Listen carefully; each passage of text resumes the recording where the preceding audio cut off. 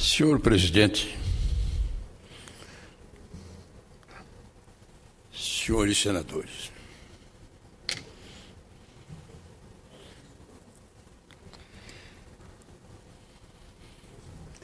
essa sexta-feira em que estamos aqui, senhor presidente,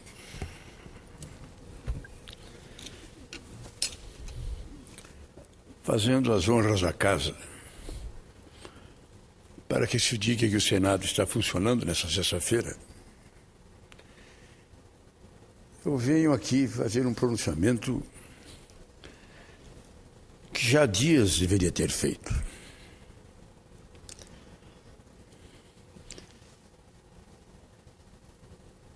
Meu irmão telespectador, meu irmão ouvinte da Rádio Senado, senhoras e senhores, imaginem a seguinte cena. Por mais absurda que ela possa parecer ser, uma dúzia de mascarados dos Black Bloc invadem dois aviões da Varig. Perdão, é que a Varig é o meu sonho de gaúcho e até hoje eu sinto saudade. Invadem uma dúzia de mascarados dos Black Bloc, dois aviões Boeing, decolam, sobrevoam Brasília e jogam deliberadamente os aviões sobre dois alvos preferenciais. Um sobre o Congresso Nacional, símbolo do poder do povo. Outro sobre o Palácio do Planalto, sede executiva do principal governante do país. Os senhores já imaginaram essa cena? Pois algo muito parecido acaba de acontecer aqui mesmo no Brasil, dias atrás, em São Paulo. Na tarde de segunda-feira, dia 28, dia destinado ao padroeiro São Judas Tadeu, padroeiro dos casos impossíveis, manifestante, muitos deles mascarados, todos eles exaltados, decidiram protestar contra a morte de um estudante pela polícia. Bloquearam na capital paulista a saída norte da rodovia Fernão Dias, que liga São Paulo a Minas Gerais.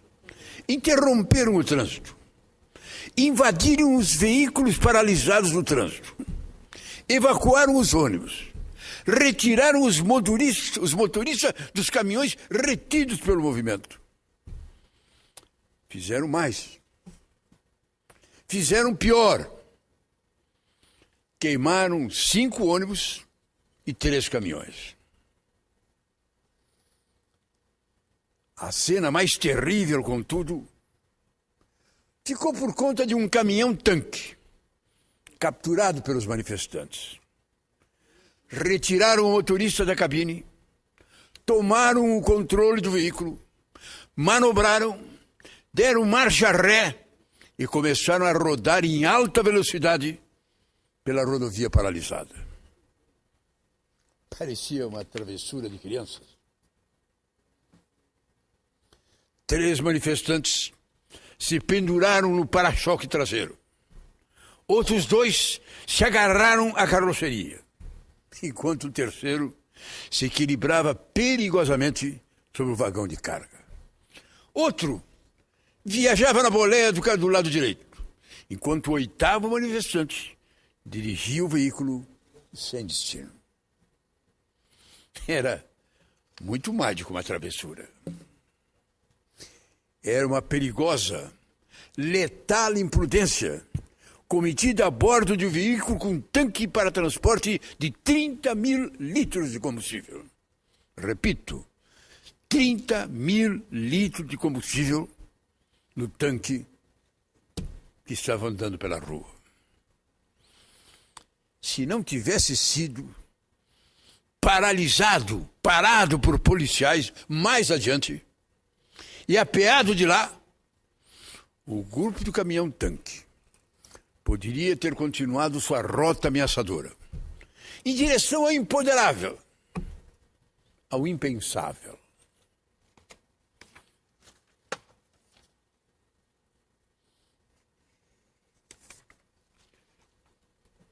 Poderia ter jogado o caminhão e sua carga inflamável sobre uma barreira policial, sobre um grupo de residências, sobre o prédio do MASP, sobre o Palácio dos Bandeirantes, sobre a Catedral da Sé, sobre qualquer coisa que pudesse imaginar a cabeça insensata daqueles insanos. Isso poderia ter acontecido em São Paulo, no Rio de Janeiro, em Brasília, em qualquer lugar do Brasil. Por isso, senhores, isso já aconteceu em Nova York em 2001. Em 11 de setembro de 19 Black Blocs, sem máscara, da Al-Qaeda, tomaram 4 Boeing e cometeram o mais devastador ataque terrorista da história. Um Boeing 767, o voo 175 da United Airlines, com 56 passageiros e 9 tripulantes, decolou de Boston às 7h59. O Boeing decolou naquela manhã com destino a Los Angeles, a 4.190 quilômetros de distância. Cheios de combustível, seus tanques com capacidade para 70 mil litros têm autonomia para um voo de até 10.600 quilômetros. Como Los Angeles está a menos de metade disso, o Boeing voava com meia carga. Seus tanques tinham pouco mais de 35 mil litros, a metade do que poderia ter. O voo 175 deveria durar 6 horas e 35 minutos, mas acabou apenas 1 hora e 4 minutos depois. Tomado pelos Black Blocs da Al-Qaeda, o Boeing foi desviado para Nova York, até se chocar com a Torre Sul do World Trade Center, às 9h03. Isso aconteceu 17 minutos após a Torre Norte ser atingida por outro Boeing sequestrado. O voo 175 caiu a 545 km por hora, atingindo o prédio entre os andares 77 e 85. E produzindo com seus milhares de litros de combustível um furor de fogo, um calor intenso que chegou próximo aos 1.000 graus Celsius. Apenas 56 minutos e 10 segundos após o impacto, o enorme torre de 110 andares desmoronou. Senhor presidente, senhoras e senhores, eu repito e lembro aqui uma perturbadora semelhança entre a tragédia de Nova York e a quase tragédia de São Paulo. O Boeing das Torres Gêmeas caiu sobre o prédio, como uma bomba incendiária, carregada com pouco mais de 30 mil litros de combustível. Repito, 30 mil litros de combustível. Os mesmos 30 mil litros do caminhão-tanque de São Paulo, que rodava desatinado sob o controle ou o descontrole dos terroristas, que corriam sem destino por uma rodovia federal cercada por civis e inocentes. Devemos festejar que os nossos terroristas de São Paulo não estivessem tripulando um Boeing?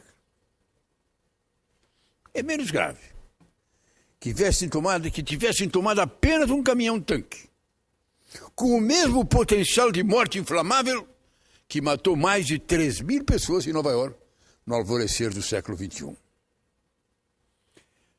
Quantas mortes, quantos incêndios, quanto vandalismo, quanta destruição ainda precisamos aguardar para que se adotem as medidas necessárias para conter a onda de violência crescente que domina nossas rodovias, que domina nossas avenidas, nossas praças, nosso noticiário de TV.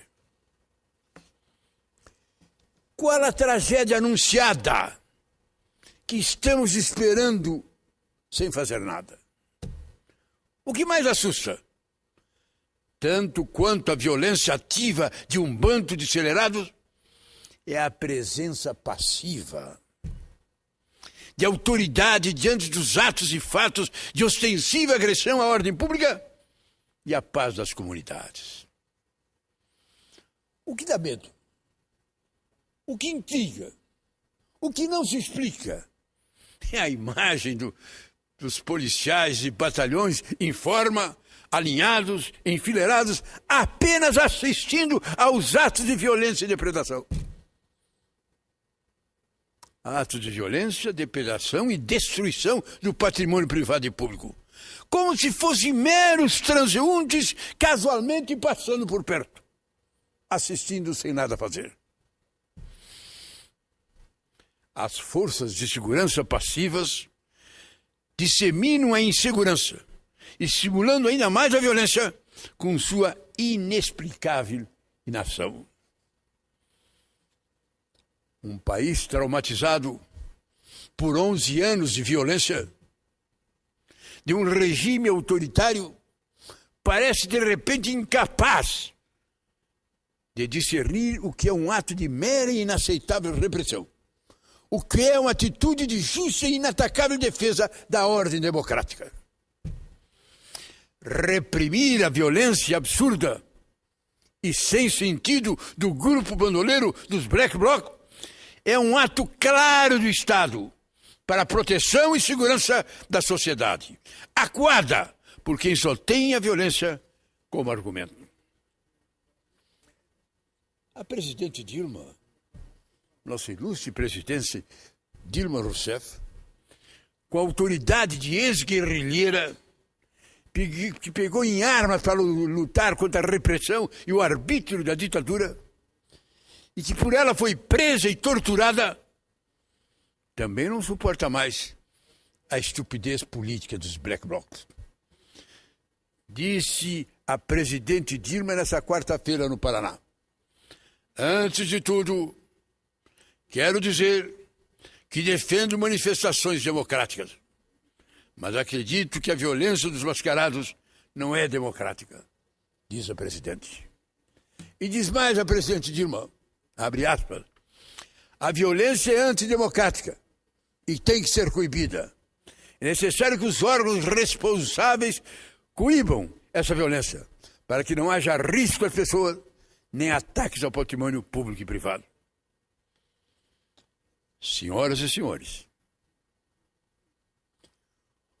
o Brasil tomou as ruas de forma emocionante em junho passado, com multidões conscientes dos seus direitos. Clamavam pacificamente por mudanças e por avanços nas condições de vida dos brasileiros, exigindo reformas, cobrando atitudes, defendendo a ética, combatendo a corrupção, combatendo a impunidade. Milhões foram às ruas de cara limpa, coração leve, consciência pura. 4 meses depois, as multidões sumiram afugentada pelos bandoleiros mascarados dos Black Bloc. Convém que se saliente. Com esses jovens que saíram às ruas de cara limpa, que protestaram na frente do Congresso e lá no Supremo, os responsáveis pela expectativa e pela esperança que passou a ser confiada pelo Brasil. a lei da ficha limpa, que esse Senado, um dia antes, por quase unanimidade, disse que não votaria e que no dia seguinte votou por unanimidade com os jovens aqui na frente. O mensalão, que parecia estar praticamente morto, e com os jovens lá na frente do Supremo, o Supremo tomou a decisão. 2 dos atos mais importantes, estou aqui e lá se vão 36 anos, que o Congresso tomou. Nesses 36 anos, os atos mais importantes que esse Congresso tomou. Tem a Constituinte, sim. Mas a Constituinte foi livre, foi soberana, foi democrática. O jovem na rua garantiram a convocação da Constituinte. E os parlamentares a fizeram. Mas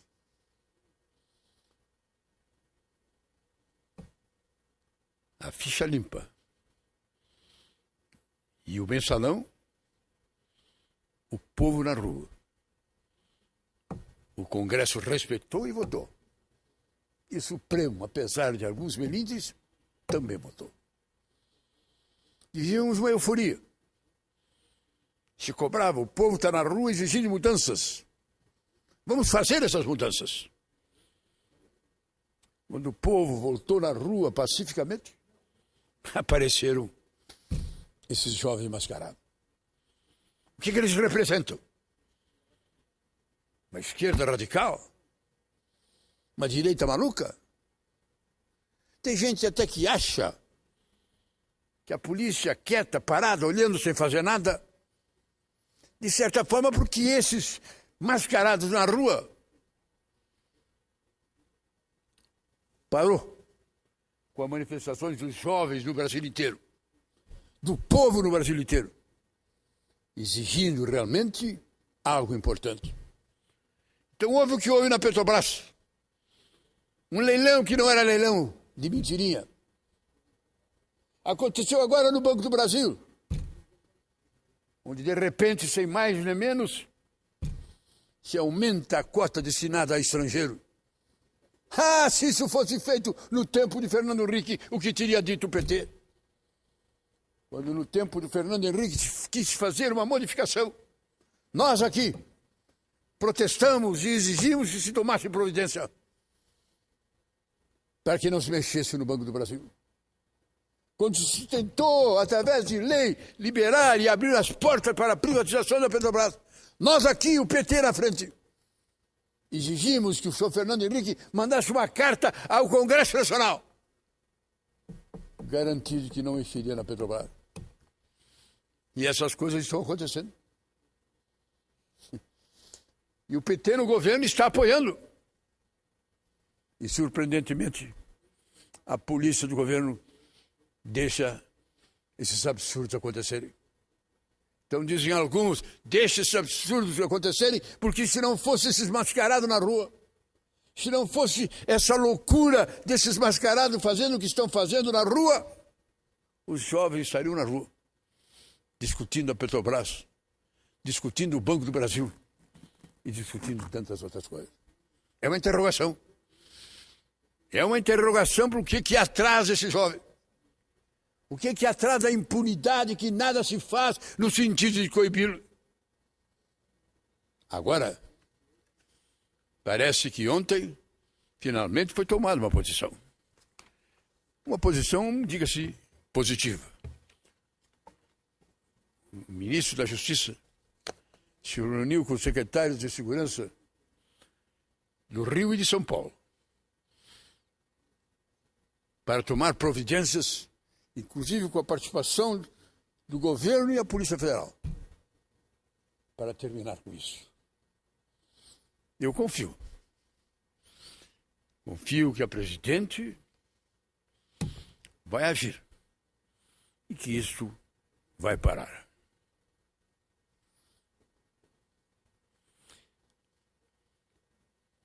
Então eu repito, meses atrás, milhões foram à rua de cara limpa, coração leve e consciência pura. 4 meses depois, as multidões sumiram.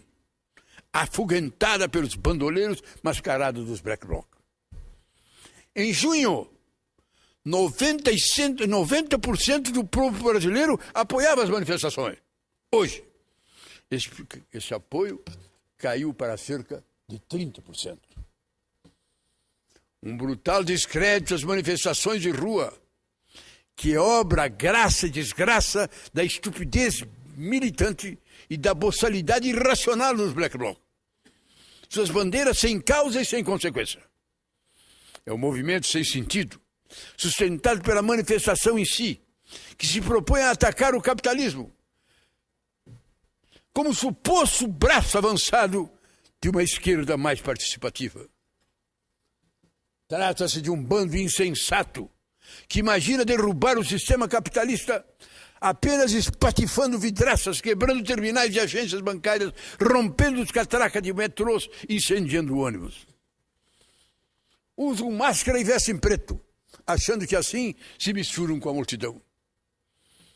Esquecem que, ao contrário dos Black Bloc, as multidões têm cara própria, as cores vivas e múltiplas que simbolizam a diversidade, não o comportamento militarizado e o padrão idiotizado das milícias da violência indiscriminada.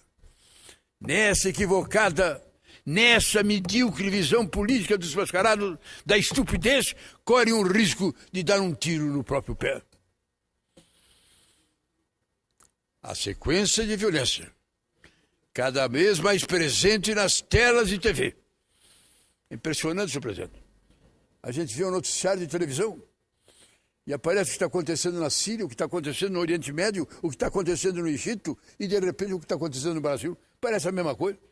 A única coisa que ainda não temos são os mortos, que lá as bombas terminam matando a centena. Mas quem vê o movimento, o tira-tira, o corre, os incêndios, parece que nós estamos numa guerra civil.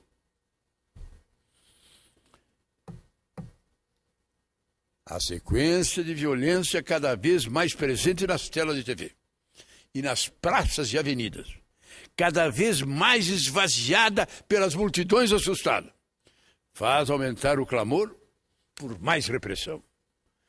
Os Black Blocs, supostamente de esquerda, estão infantilmente armando o braço da direita mais repressiva. Estão reforçando os argumentos pela volta da repressão. Traduzindo, os Black Bloc, que dizem combater o sistema e a polícia, acabam provocando um efetivo reflexo inverso, fortalecendo o sistema que criticam, reforçando o apoio popular à repressão daqueles que não representam o povo. Os mascarados dizem pregar a desobediência civil.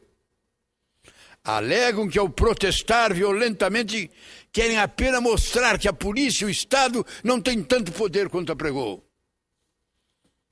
Pois o excesso de violência que exalam pode provocar o efeito contrário. Levar o povo a pedir mais força da polícia e do Estado para preservar o espaço que a democracia lhes garante e que os Black Bloc, de forma desastrada, empeçada, lhes roubaram. As multidões que agora se ausentam das ruas e se protegem em suas casas da violência sem sentido dos mascarados não merecem isso. Na verdade, o povo merece e exige o resgate da paz perdida e do espaço roubado à livre manifestação do povo, que é crítico, mas pacífico. Cabe ao Estado, ao governo federal, às autoridades estaduais, aos serviços de segurança, garantir ao cidadão o respeito e o espaço que merecem numa sociedade democrática. Sem temer o combustível de irracionalidade que ameaça jogar jatos e caminhões, tanques sobre os inocentes. Não devemos temer a máscara dos que usam e abusam da covardia e da violência para impor o argumento de força bruta. Não podemos mascarar nossa inércia pelo temor de reagir com a força da lei e o suporte do direito de defesa dos legítimos interesses do povo brasileiro. Esse é o meu alerta. Essa é a minha obrigação.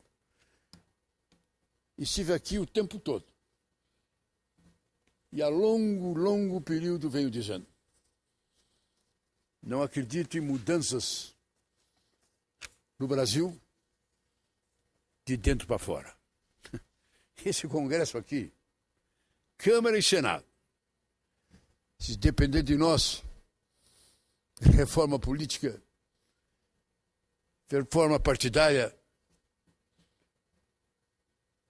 reforma financeira, eu não espero nada. Podemos fazer sob coação, sob pressão da sociedade. Por isso, eu via com emoção a mocidade à rua. Eu vim da geração atrás. A maioria dos que estão aí hoje já não se lembram. Quando, depois da ditadura de 64, depois de tanta violência, de tanta luta, depois do governo ter esfacelado a mocidade, terminado com a UNE, expulsado centenas da universidade, criado um decreto 477 inédito no mundo, onde a pena que se tinha era o estudante proibido durante 5 anos de estudar em qualquer colégio. Aos poucos, fomos nos reorganizando. E ao contrário de partidos de esquerda e de direita que queriam conseguir a democracia na luta armada, os jovens, de cara pintada, foram à rua, nas diretas já, e conseguimos pacificamente a democracia. Infelizmente, nesse tempo, longo período, o mais longo de democracia que temos na história do Brasil, muitas coisas estão certas. Muita coisa no Brasil está melhorando. Não há como deixar de reconhecer. Mas a grande verdade é que algumas coisas estão piorando. Por exemplo, o PT, que foi o grande partido, a grande esperança do povo brasileiro. A grande expectativa criada sob as bênçãos de Dom Evaristo Arce, sob a igreja progressista, se formaram, se organizaram e tiveram um belo trabalho. Na oposição, lutando, debatendo, fizeram um grande trabalho. Lamentavelmente, chegando no governo, esqueceram de tudo. Estão aí, no governo igual ou pior do que no governo anterior. O governo anterior não teve coragem de mexer na Petrobras. Esse mexeu. O governo anterior não teve coragem de mexer no Banco do Brasil. Esse mexeu. Então, a grande verdade é que a gente fica na interrogação. Esses jovens estavam avançando. Esses jovens estavam avançando. Vitória espetacular do Ficha Limpa. Vitória espetacular do Mensalão. Esses jovens continuariam avançando. Imagina os senhores se não tivesse aparecido os mascarados, que veio não sei de onde. E com o que aconteceu no leilão, que não era leilão, é um acordo de mentirinha, o que os jovens não estariam fazendo? Imagine se de repente, sem mais nem menos, aumentasse para 30% a participação estrangeira no Banco do Brasil. Imagine se o Fernando Henrique tivesse feito isso, o que o PT teria feito? Pois se os mascarados não estivessem na rua, o que os jovens não estariam fazendo? Então surge uma interrogação, da onde eles vêm? E uma outra interrogação, por que a polícia assiste de braços cruzados? Eu vi aqui, da janela aqui do Senado, eu vi pessoas com barra de ferro quebrando as janelas do Palácio Itamaraty. E a polícia assistindo de braços cruzados. O que é isso? Mas o que é isso?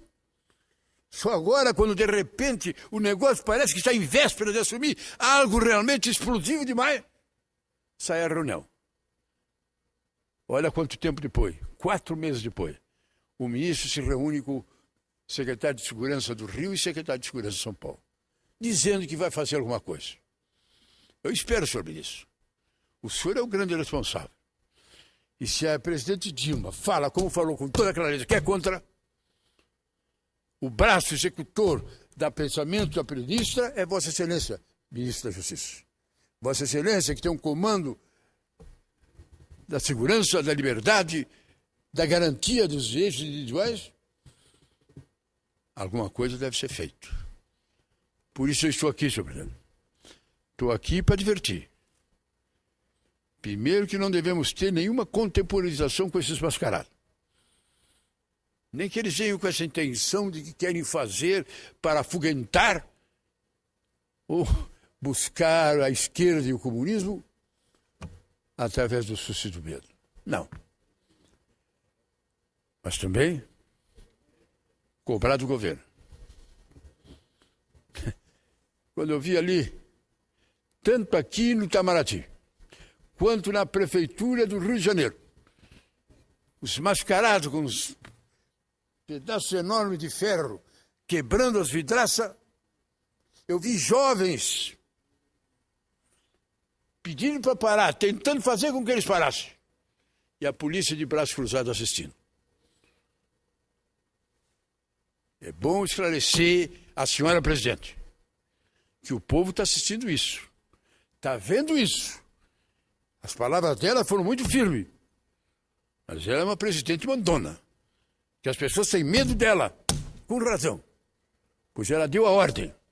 Pela primeira vez parece que o ministro da Justiça disse que vai cumprir. Espero que isso aconteça. Obrigado, senhor presidente.